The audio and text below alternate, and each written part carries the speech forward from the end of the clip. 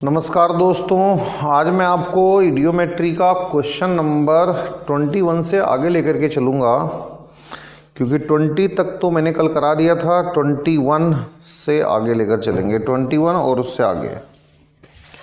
तो देखो आप, इडियोमेट्री का क्वेश्चन नंबर 21। इस क्वेश्चन नंबर 21 में क्या है भाई, 40 ml of a mixture of hydrogen and CH4 and N2। यहाँ पर आपके पास फिगर ड्रॉ करने की कोशिश करो। 40 ml मिक्सचर है, किसका किसका है भाई? ये 40 ml हाइड्रोजन का है, मीथेन का है और N2 का है। तीन चीज़ों का मिक्सचर है ये। इसको आप अभी के अभी x ml ले लो, इसे y ml ले लो और इसे z ml ले लो। अभी एज्यूम कर लो कि इतने हैं, ठीक है। अब इसके बाद 10 ml ऑफ ऑक्सीजन, इसमें 10 ml ऑक्सीजन पास करी गई और 10 ml ऑक्सीजन पास करके इसकी रिएक्शन कराई गई। रिएक्शन कराई गई होगी, ठीक है भाई, रिएक्शन कराई गई होगी तो हाइड्रोजन का कंबस्शन होगा तो H2O निकलेगा, बनेगा। मीथेन का कंबस्शन होगा तो CO2 और H2O बनेगा। नाइट्रोजन का कंबस्शन नहीं होगा। नाइट्रोजन आमतौर पे नहीं जलती है, नाइट्रोजन का कंबस्शन नहीं होता है, किसी भी हालत में नाइट्रोजन का कंबस्शन नहीं होता है। अब इसके बाद क्या होगा, on cooling the gases occupied 36.5 ml। इसको कूल कर लिया, कूल करने पर H2O बाहर निकल गया। जो भी गैस अब बची है उसका जो वॉल्यूम है वो 36.5 ml है। जो भी कोई गैस बची है उसका जो वॉल्यूम है वो 36.5 ml है। After treatment with KOH the volume reduced to 3 ml, reduced by 3 ml। हमने इसको KOH से ट्रीट कर दिया। यहाँ पर आपके पास एक्वस KOH है, इससे ट्रीट कर दिया तो वॉल्यूम रिड्यूस्ड बाई 3 ml। इसमें क्या होगा, CO2 एब्जॉर्ब हो गई होगी, CO2 एब्जॉर्ब हो गई होगी और जब CO2 एब्जॉर्ब हो गई होगी तो वॉल्यूम ऑफ CO2 ये 3 ml आ गया होगा। क्यों? क्योंकि कहता है वॉल्यूम रिड्यूस्ड बाई 3 ml। इसका मतलब CO2 यहाँ एब्जॉर्ब हुई और उसका वॉल्यूम 3 ml आ गया। इसके बाद की आगे कहानी क्या है, and again treatment with alkaline pyrogallol the volume further decreased by 1.5 ml। इसको हमने अल्कलाइन पायरोगैलोल से ट्रीट कर दिया। जब अल्कलाइन पायरोगैलोल लिया, अल्कलाइन पायरोगैलोल, अब इसमें क्या है भाई, यहां पर O2 एब्जॉर्ब होगी। O2 जब एब्जॉर्ब होगी तो वॉल्यूम ऑफ O2, जो रिमेनिंग O2 था, क्योंकि काफी O2 तो इस्तेमाल हो गया होगा, रिमेनिंग O2 वो 1.5 ml आ गया। दोबारा से फिर समझने की कोशिश करो, दोबारा से फिर समझने की कोशिश करो। आपके पास 10 ml ऑक्सीजन गैस को आपने पास किया हाइड्रोजन में, मीथेन में और CH4 में। इसमें हाइड्रोजन, मीथेन और N2 में। जो N2 है उसका कंबस्शन नहीं होता है, किसी भी हालत में उसका कंबस्शन नहीं होता है। हाइड्रोजन के कंबस्शन से H2O बनेगा, मीथेन के कंबस्शन से CO2 और H2O बनेगा। H2O को हमने कूल करके बाहर निकाल लिया। जो वॉल्यूम है वो 36.5 ml है। इसमें क्या क्या हो सकता है, CO2 हो सकती है, N2 हो सकती है, साथ में रिमेनिंग O2 हो सकती है, ये सब कुछ है। तो आप पहला काम ये करो कि आपको गिवन है क्या, वॉल्यूम ऑफ रिमेन O2 ये 1.5 ml है, ठीक है भाई। यहां से पास किया था आपने 10 ml, तो वॉल्यूम ऑफ यूज्ड O2 ये 10 माइनस 1.5 ये 8.5 ml आ जाएगा। बिल्कुल सही है। CO2 का वॉल्यूम कितना है? वॉल्यूम ऑफ CO2 ये 3 ml है। यहां पर चलिए volume of CO2 plus volume of N2 plus volume of remaining O2 ये आपके पास है 36.5 ml। और अब देखो आप वॉल्यूम ऑफ CO2 क्या है? वॉल्यूम ऑफ CO2 है 3 ml। वॉल्यूम ऑफ N2 ये आपको देखना पड़ेगा। Volume of N2, volume of remaining O2 कितना है? ये आपके पास 1.5 ml। ये इज इक्वल टू हो गया 36.5। ये आपके पास वॉल्यूम ऑफ N2 कितना आ गया? 36.5 माइनस इनको ऐड कर लो 4.5 आ जाएगा। और इसके बाद यहां पर ये 32 ml आ जाएगा। यानी कि इस केस में आप देखो 32 ml तो नाइट्रोजन हो गया, 32 ml नाइट्रोजन हो गया। इसका मतलब यह है कि इन दोनों का वॉल्यूम केवल 8 ml रह गया। x plus y plus z ये सबका सम जो था वो 40 ml था और z की वैल्यू जो थी वो 32 ml आ गई।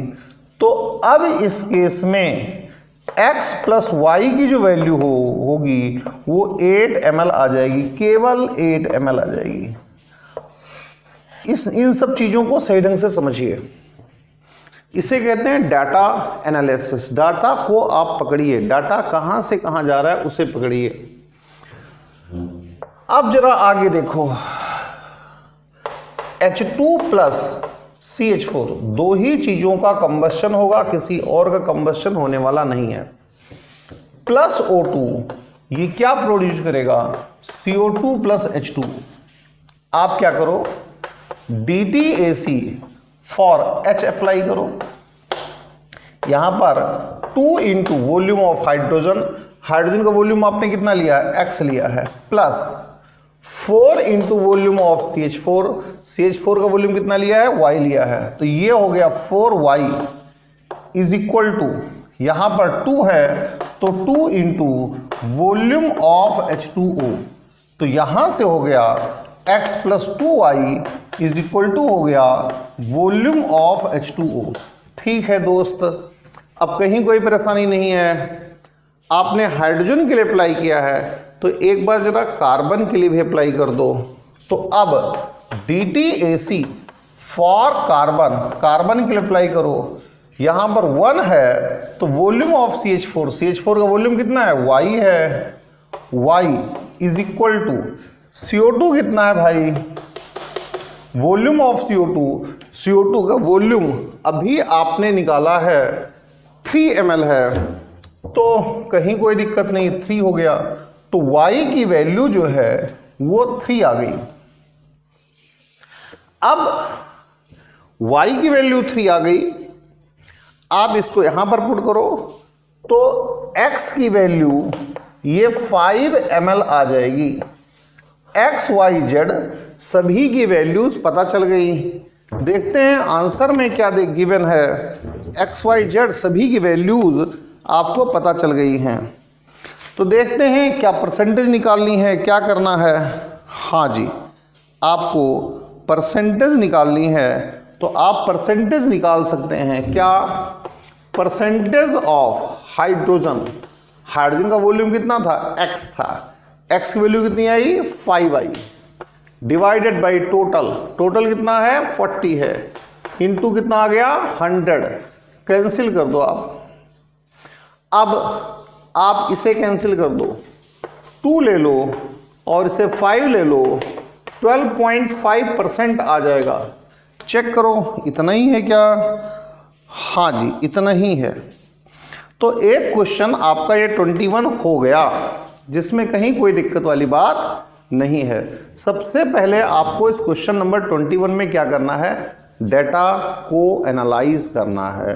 देखिए इडियोमेट्री में आपको कहाँ कौन सी गैस है क्या नहीं है, इन सबको समझ में आना चाहिए। उसके लिए इस तरह से चीज़ें गिवन होती हैं कि हाँ एक्वस क्यूएच में क्या एब्जॉर्ब हो गई, ये मैंने आपको बता रखा है पहले ही, और एल्कलाइन पैरागैलोल में क्या एब्जॉर्ब होगी वो बता रखा है आपको पहले ही। अब जरा देखो, हाइड्रोजन, मीथेन और नाइट्रोजन गैसेस में ऑक्सीजन को पास किया, नाइट्रोजन का कंबस्चन नहीं होता है। मैं पिछले कई लेक्चर से इस बात को बता रहा हूं। तो हाइड्रोजन और मीथेन के कंबस्चन से बन क्या गया, CO2 बन गई और H2O बन गई। H2O को तो बाहर निकाल देंगे तो CO2 रह जाएगी, नाइट्रोजन तो आएगी। कुछ ऑक्सीजन भी हो सकती है जो यहाँ पर यूज ना हुई हो, वो यहाँ पर बच जाए, ऐसी पॉसिबिलिटी बन सकती है। अब आप क्या करोगे कि एक्वस KOH में पास करोगे तो CO2 एक्वस KOH में एब्जॉर्ब हो जाएगी। कितना वॉल्यूम डिक्रीज हुआ, 3 ml डिक्रीज हुआ, तो यही 3 ml क्या आ जाएगा, ये वॉल्यूम ऑफ CO2 आ जाएगा। अब जब वॉल्यूम ऑफ CO2 आ गया 3 ml, तो यहाँ पर CO2 का वॉल्यूम पता चल गया। रिमेनिंग ऑक्सीजन को और भी देख लेते हैं क्या है या नहीं है। हमने एल्कलाइन पैरागैलोल में पास किया तो वहाँ पर वॉल्यूम डिक्रीज हुआ, इसका मतलब यहाँ पर रिमेनिंग ऑक्सीजन भी थी। कितनी थी, जितना वॉल्यूम डिक्रीज हुआ 1.5 ml। और अगर ये बात समझ में आ गई है तो क्वेश्चन हो गया है। कुछ भी नहीं होता है सवालों में, कुछ भी क्वेश्चंस में नहीं होता है, केवल डाटा को सही ढंग से पढ़ना आना चाहिए। चलिए अब क्वेश्चन नंबर 22 पर चलते हैं। क्वेश्चन नंबर 22 पर चलते हैं। 22 क्वेश्चन नंबर 22 क्या कहता है,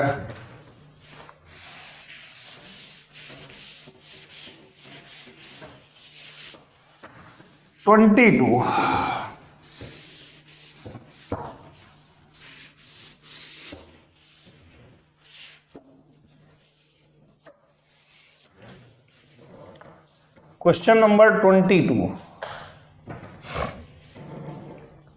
what volume of air needed for the combustion of 1 cubic meter of gas having following composition? 50% hydrogen है, 50% हाइड्रोजन है, 35% CH4 है, 35% CH4 है, 8% CO है, 8% CO है, 2% C2H4 है, 2% C2H4 है, 5% नॉन कंबस्टेबल एडमिक्सचर है। 5% कुछ ऐसी गैसेस हैं जिनका कंबस्शन नहीं हो सकता, नॉन कंबस्टेबल है, जिनका कंबस्शन हो ही नहीं सकता, वो गैसेस हैं। अब ये जो पूरा है ये 1 क्यूबिक मीटर है, 1 क्यूबिक मीटर है। आप क्या कहते हो, the air contain 21% by volume, what volume of air is needed.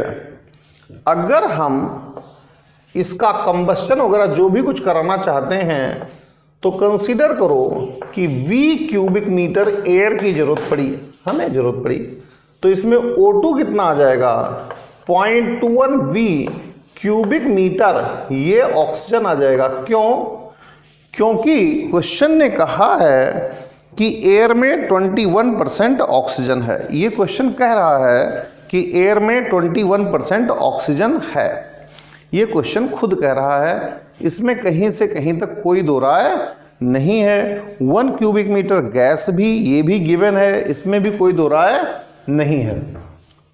तो चलिए, ये hydrogen plus CH4 plus CO और प्लस ये आपके पास C2H4 है, प्लस O2 किया, यहां पर CO2 प्लस H2O बनेगा। कमाल की कहानी है। जरा देखो आप कैसे। आप सबसे पहले DTAC फॉर हाइड्रोजन अप्लाई करेंगे तो 2 into volume of H2 plus यहां पर 4 है तो 4 इंटू वॉल्यूम ऑफ CH4, यहां पर भी 4 है तो plus 4 into volume of C2H4, यहां पर 2 है 2 इंटू वॉल्यूम ऑफ H2 हो जाएगा।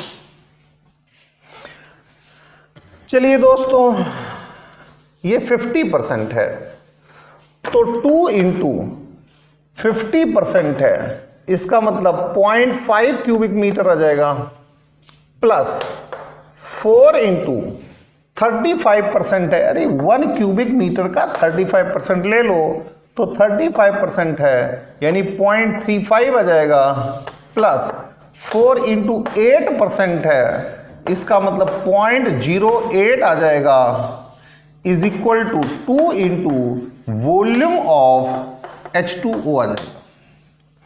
अब जरा देखो, इस 2 से पूरा सब कुछ कैंसिल हो रहा है तो 0.5 plus 2 into 0.35 plus 2 into 0.08 is equal to आ जाएगा वॉल्यूम ऑफ H2O। यहां से आपने H2O का वॉल्यूम निकाल लिया है, जिसमें कहीं से कहीं तक कोई दो राय नहीं है। जब आपने एक बार हाइड्रोजन के लिए अप्लाई कर दिया, अब कार्बन के लिए अप्लाई करके देखो कि कार्बन के लिए क्या सिस्टम बन के तैयार होता है। कार्बन के लिए अप्लाई करो कि कार्बन के लिए क्या सिस्टम बन के तैयार होता है। तो अब DTAC फॉर कार्बन अप्लाई कर लो तो यहां पर कार्बन 1 है, इसका मतलब 1 इंटू वॉल्यूम ऑफ CH4 आएगा, यहां पर कार्बन 1 है तो प्लस वॉल्यूम ऑफ CO आएगा, यहां पर कार्बन 2 है तो plus 2 into volume of C2H4 आएगा, यहां पर कार्बन नहीं है, छोड़ दो, यहां पर कार्बन है, वॉल्यूम ऑफ CO2 आएगा, 1 है तो 1 आ गया। CH4 का वॉल्यूम था 0.35, CO का वॉल्यूम देखो, CO का वॉल्यूम CO यहां पर शायद एक गलती हुई है, ये मिस्टेक हुई है। यहां पर हमें C2H4 का वॉल्यूम देखना है तो ये 2% है, जब 2% है तो 0.02 आएगा, तो यहां पर भी 0.02 हो गया। अब चलिए, ये छोटी सी मिस्टेक थी, यहां पर 2% है, 2%, तो इसका 1 का 2% 0.02 आएगा, ये वैल्यू हमें पुट करनी पड़ेगी। अब देखिए, ये 8% है तो 0.08 आएगा, प्लस 2 इंटू C2H4, तो C2H4 कितना है, 2% है तो 0.02 आएगा, ये इज इक्वल टू हो जाएगा वॉल्यूम ऑफ CO2। तो ये आपके पास वॉल्यूम ऑफ CO2 हो गया। अब बच्चों चलिए, H2O का वॉल्यूम भी मिल गया आपको, और यहां पर आपको CO2 का वॉल्यूम भी मिल गया।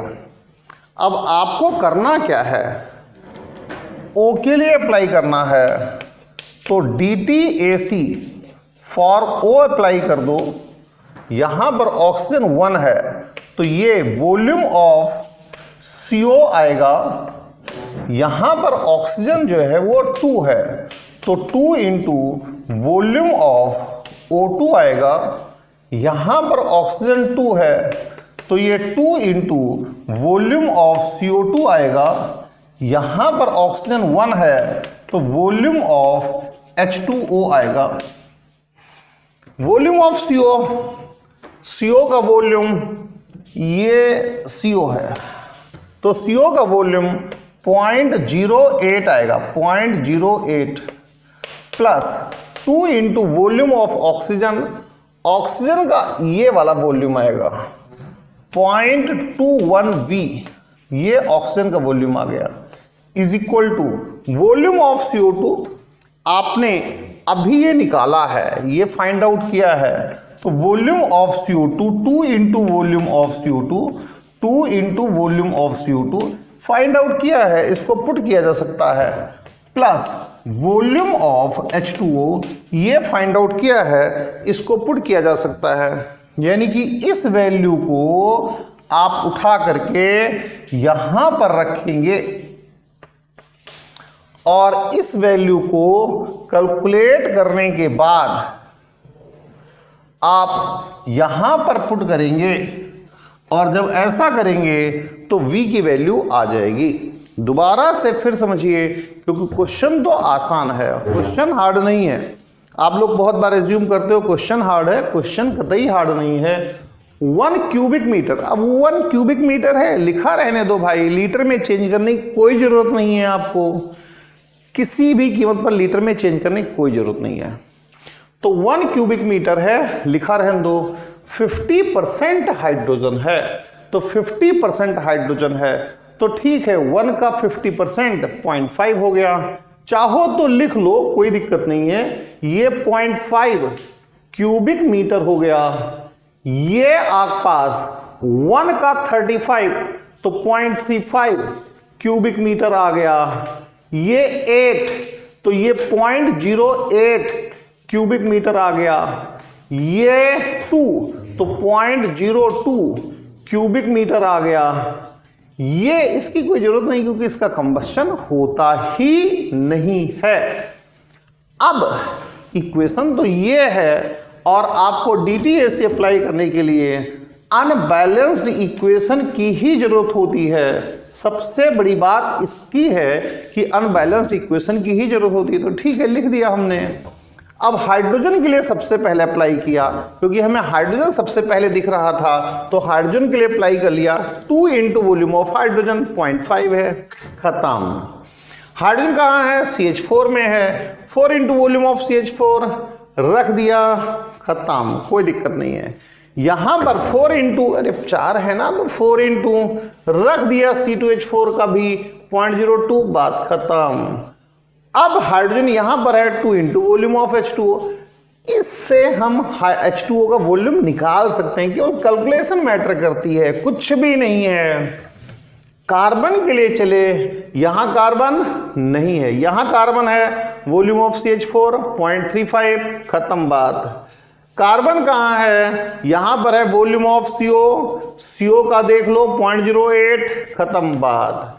इसके बाद कहां है? इसमें है 2 इंटू वॉल्यूम ऑफ C2H4, ठीक है भाई, 2 इंटू वॉल्यूम ऑफ C2H4 रख दिया, बात खत्म। यहां पर कार्बन CO2 में है, बात पूरी हो गई। कुछ भी नहीं करना है, ऑक्सीजन के लिए अप्लाई करना है, तो ऑक्सीजन CO में है, ठीक भाई। 2 इंटू ये आपके पास ऑक्सीजन का वॉल्यूम कहां से आया भाई? 21% ऑफ V, ठीक है। Volume of CO2, 2 into volume of CO2, volume of H2O। आपको इन दोनों डाटा को पुट करना है, V की वैल्यू आ जाएगी, बिल्कुल कहीं कोई दिक्कत नहीं है, खूब आसानी से आंसर आ जाएगा। अब आगे चलिए, अब आगे चलते हैं अगले क्वेश्चन पर। अब हम करते हैं क्वेश्चन नंबर 23। क्वेश्चन नंबर 23 पर चलते हैं कि 23 क्वेश्चन क्या कहता है। 38 ml of mixture of CO and hydrogen was exploded with 38 ml mixture of CO and hydrogen was exploded with 31 ml of O2. The volume after explosion was 29 ml, which reduced to 12 ml when shaken with KOH. Find the percentage of CO and H2 in the mixture. 23 पर चलते हैं। ये 23 कैसे होगा, इसे भी देखो, मैंने बार बार कहा है, इसमें आपको डेटा पढ़ना आना चाहिए। डेटा रीडिंग जिससे आती है, डेटा एनालाइज करना आता है, वो क्वेश्चन को आसानी से करता है। तो चलिए 23 पर चलते हैं, 23 पर 38 ml mixture of CO and H2, CO plus H2 का मिक्सचर है, ये आपके पास 38 ml है, 38 ml है, ठीक है भाई। Exploded with 31 ml of O2, यहां से पास किया, ये 31 ml O2 है, पास किया भाई, कोई दिक्कत नहीं है। The volume after explosion was 29 ml, मैं आपको पहले ही बार बार बता चुका हूं, H2O लिक्विड बन जाता है, बहुत बार बता चुका हूं। जो वॉल्यूम अब है वो आपके पास जो भी कुछ गैस है XYZ, जो भी कुछ ऐसी वैसी गैस है, ये 29 ml है। अब क्या हुआ, which reduce to 12 ml when second with KOH, इसको हमने KOH में पास कर दिया, ये एक्वस KOH है, एक्वस KOH में पास किया, तो अब जो बच गई रिड्यूस्ड टू, कहां तक रिड्यूस हो गई, कहां तक बच गई, 12 ml, रिड्यूस टू 12, ये 12 ml रह गई, 12 ml रह गई, 12 ml रह गई।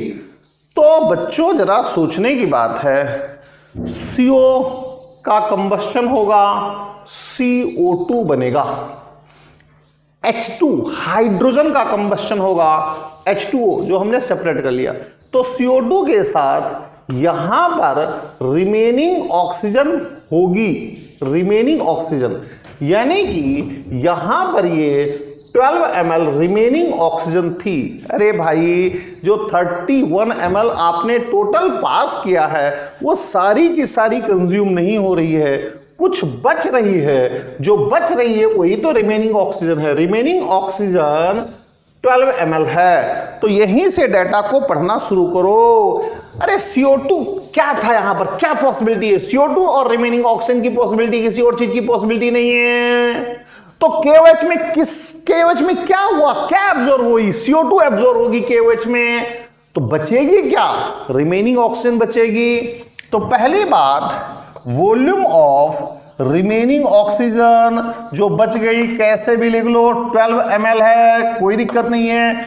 आपने वॉल्यूम ऑफ पास करी कितनी थी, 31 ml, तो वॉल्यूम ऑफ यूज्ड ऑक्सीजन, जो ऑक्सीजन कंबस्चन में काम आ रही है, वो कितनी है, 31 माइनस 12 ml।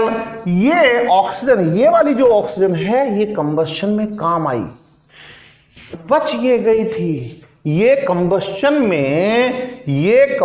में काम आई है, काम आई है, काम आई है, काम आई है, तो ये 19 ml होगी,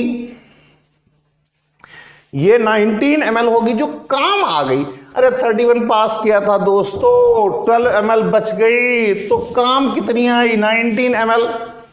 अब volume of CO2 plus volume of remaining oxygen is equal to कितना है, 29 ml है, 29 ml है। रिमेनिंग ऑक्सीजन को रख दो, तो volume of CO2 produce in this reaction 29 minus remaining कितनी है, 12 ml है, तो कितनी आ जाएगी, 17 ml आ जाएगी, कहीं कोई दिक्कत नहीं है। और क्या पॉसिबिलिटी है भाई, कुछ और रीडिंग की पॉसिबिलिटी नहीं है, सिवाय अब DTAC अप्लाई करना है। तो लिखो इक्वेशन को, CO plus H2 plus O2 ये प्रोड्यूस करेगा CO2 प्लस H2O। अब DTAC किसके लिए, फॉर C के लिए अप्लाई कर दो। यहां पर आपके पास वॉल्यूम ऑफ CO को X ले लो ना भाई, इसके वॉल्यूम को x ml ले लो, क्यों परेशान होते हो, x ml ले लो, तो ये कितना आ जाएगा, 38 माइनस x ml आ जाएगा। तो वॉल्यूम ऑफ CO कार्बन के लिए अप्लाई कर रहे हैं is equal to volume of CO2, कहां कोई भी परेशानी नहीं है, CO का वॉल्यूम CO2 के इक्वल है। तो CO2 कितना थी, CO2 तो 17 ml थी, तो कहीं कोई दिक्कत नहीं है, x की वैल्यू अपने आप आ गई है। जो कहीं कोई दिक्कत नहीं है, x की वैल्यू आ गई है। तो अब देखो वॉल्यूम ऑफ हाइड्रोजन, हाइड्रोजन कितना आ गई, हाइड्रोजन आ गई 38 माइनस एक्स, 38 माइनस एक्स, ये 17 ml, 17 ml, ये क्या है, वॉल्यूम ऑफ CO है। तो अब यहां पर 38 माइनस 17 अप्लाई कर दो, कोई परेशानी नहीं है भाई, कहीं से कहीं तक कोई परेशानी नहीं है, ये 21 ml आ जाता है। आंसर वगैरह चेक करते हैं, देखते हैं कि किस फॉर्मेट में आंसर को पूछ रखा है। इसने पूछा है परसेंटेज की फॉर्म में पूछा है, परसेंटेज की फॉर्म में पूछा है, परसेंटेज, तो परसेंटेज निकाल लो आप, परसेंटेज निकाल लो। इसमें परसेंटेज ऑफ CO की परसेंटेज x अपॉन 38 इंटू 100 आ जाएगी, और परसेंटेज ऑफ H2 ये 100 माइनस परसेंटेज ऑफ CO आ जाएगा, परसेंटेज ऑफ CO आ जाएगा, कोई दिक्कत नहीं है। आप परसेंटेज को निकाल लीजिए, परसेंटेज निकाल लीजिए, कहीं कोई परेशानी की बात नहीं है। ये आपका 23 क्वेश्चन भी हो गया। चलते हैं क्वेश्चन नंबर 24 पर। क्वेश्चन नंबर 24 क्या कहता है उस पर भी चलते हैं। A mixture of CH4 and C2H2 occupied a certain volume at a total pressure of 63 mm. The sample was burnt to CO2 and H2O, and CO2 alone was collected and its pressure was found to be 69 mm at the same volume at same temperature. What fraction of mixture was methane? देखिए question number 24 पर चलते हैं। Question number 24 पर चलते हैं।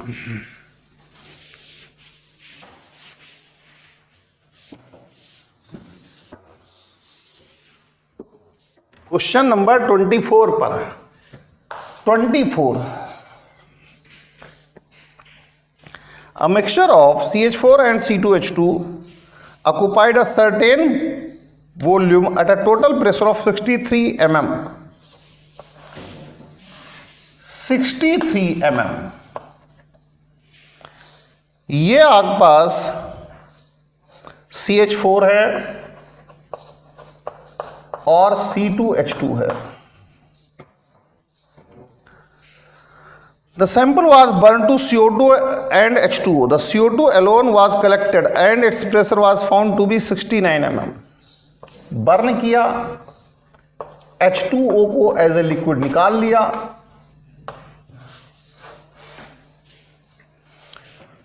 क्या बनाया CO2, CO2 का अकेले का प्रेशर अब 69 mm आ गया, अकेले का प्रेशर इतना आ गया।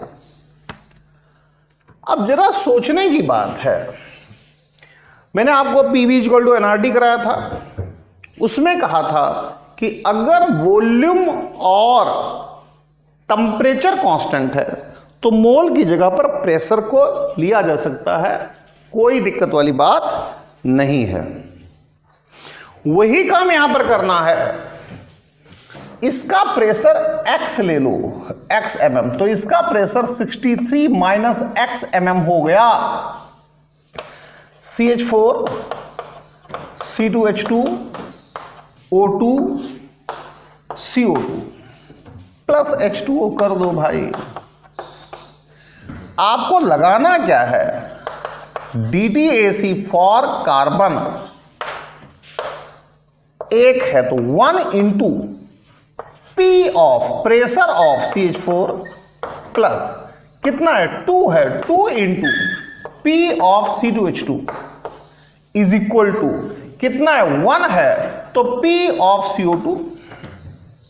CH4 का प्रेशर है X, 2 इंटू इसका प्रेशर है 63 minus X is equal to P of CO2, CO2 pressure है 69। आप यहां से बड़े ही प्यार से निकाल सकते हो x की वैल्यू, x plus -2x is equal to 69 आ जाएगा। यहां से x is equal to 126 minus 69 आ जाएगा और यूनिट क्या आएगी, mm आएगी। अब देखिए जरा, निकालना क्या है, फ्रैक्शन निकालना है, फ्रैक्शन। तो आप काम क्या कर रहे हो, मोल की जगह पर प्रेशर ले रहे हो, तो fraction of CH4 x divided by total pressure 63 आ गया आंसर। कहीं कोई दिक्कत नहीं है। तो इसमें करना क्या है, PV equal to NRT, PV equal to NRT। जब आपने PV इक्वल टू NRT कहा, वॉल्यूम टेम्परेचर कांस्टेंट है तो P directly proportional to mole. इसका मतलब आप प्रेशर की जगह पर मोल्स को ले सकते हो। क्वेश्चन नंबर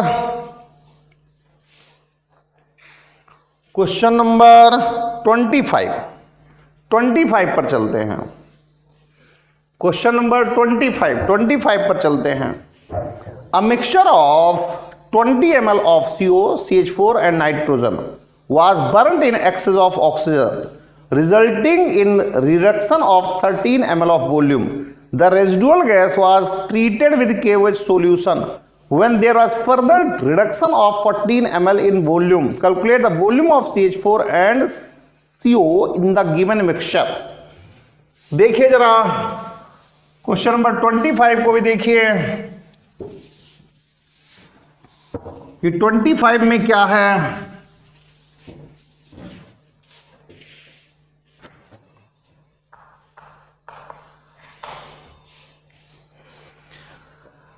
यहां पर CO है, CH4 है, प्लस N2 है। ये 20 ml है, टोटल ये 20 ml है। इसको x ml ले लो, इसको y ml ले लो, तो इसको z ml ले लो भाई, ऐसे ही ले लो। 20 ml mixture of burn in excess of oxygen. यहां साफ साफ कह दिया है कि एक्सेस ऑफ ऑक्सीजन पास कर रहे हैं।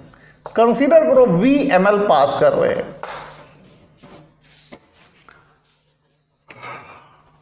Resulting in reduction of 13 ml of volume. ऐसा कुछ कर दिया, पानी बना, उसको लिक्विड की फॉर्म में ले लिया। यहां पर अब जो वॉल्यूम आया है वो 20 प्लस V माइनस 13 ml आया है। 20 प्लस V माइनस 13 ml आया। क्या कह रहे हैं, reduction in volume. 13 ml reduction in volume है, तो ये आपके पास आ जाएगा V प्लस 7 ml आ जाएगा। V प्लस 7 ml आ जाएगा। क्या क्या पॉसिबिलिटीज इसमें हो सकती है। एक बात तो श्योर है, नाइट्रोजन तो रहेगी ही रहेगी, क्योंकि नाइट्रोजन का कंबस्चन नहीं होता। दूसरा, एक्सेस में पास किया था तो O2, रिमेनिंग O2 रहेगी, साथ में इसके कंबस्चन से CO2 बनेगी, CO2 रहेगी। ठीक है भाई, आगे क्या किया, the residual gas was treated with KOH solution. इसको हमने एक्वस KOH से पास किया। तब जब एक्वस KOH से पास करेंगे तो एक्वस KOH क्या करेगा, CO2 को एब्जॉर्ब कर लेगा। CO2 एब्जॉर्ब हो जाएगी। अगर CO2 एब्जॉर्ब हो गई तो फिर क्या होगा भाई, जब CO2 एब्जॉर्ब हो गई, CO2 एब्जॉर्ब हो गई तो रिडक्शन इन वॉल्यूम 14 ml। यहां पर रिडक्शन इन वॉल्यूम ये 14 ml है। यही तो वॉल्यूम ऑफ CO2 है। तो CO2 का वॉल्यूम पता चल गया। यहां पर क्या है भाई, यहां पर नाइट्रोजन रहेगी और क्या रहेगी, रिमेनिंग ऑक्सीजन रहेगी। इसका वॉल्यूम कितना आएगा, V+7 -14। तो ये आपके पास V-7 ml आ जाएगा। अरे 14 ml रिडक्शन हुआ ना, CO2 को निकाल दो यार, तो इतना आ गया। अब आप देखिए नाइट्रोजन कितना है, ये नाइट्रोजन, इसको जरा समझने की कोशिश करो कितनी है, जेड है, जेड की वैल्यू कितनी है, ये जेड है जिसकी वैल्यू है 20 -x -y, ये वैल्यू है। तो नाइट्रोजन ये पता चल गई। तो रिमेनिंग ऑक्सीजन ये कितना हो जाएगा, रिमेनिंग ऑक्सीजन हो जाएगी, कितनी हो जाएगी भाई, V-7 माइनस दिस, ये रिमेनिंग ऑक्सीजन आ जाएगी। तो देखते हैं क्या कैसे क्वेश्चन सोल्व हो सकता है, किस तरीके से क्वेश्चन का सॉल्यूशन पॉसिबल है। रिमेनिंग ऑक्सीजन कितनी आएगी भाई, जी जी जी जी जी जी जी जी जी जी जी जी जी जी जी, ये आएगी V-7 और -20 + x + y आ जाएगी, कुछ इस तरह से आएगी।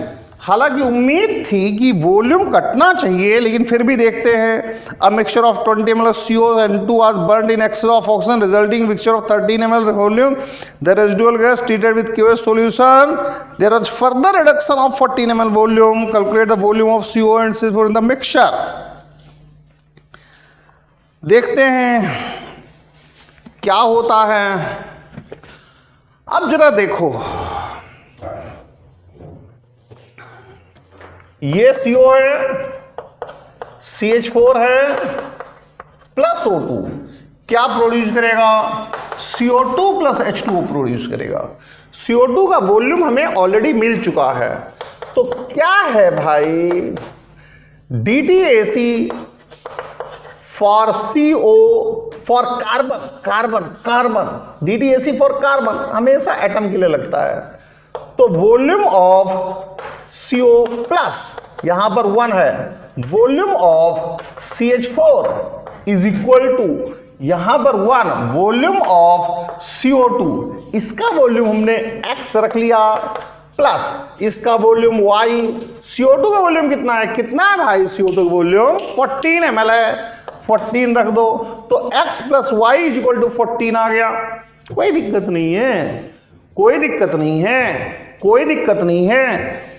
नहीं है, इस x + y 14 को फटाफट यहां रख लो, फटाफट। तो V-7 -20 और प्लस x + y 14 रख दो, तो कितना आ गया भाई, V-7 और ये आपके पास माइनस करें यार 6 आ जाएगा, तो V-13 आ जाएगा। ये वॉल्यूम ऑफ रिमेनिंग ऑक्सीजन थी, कार्बन के लिए अप्लाई कर चुके हो।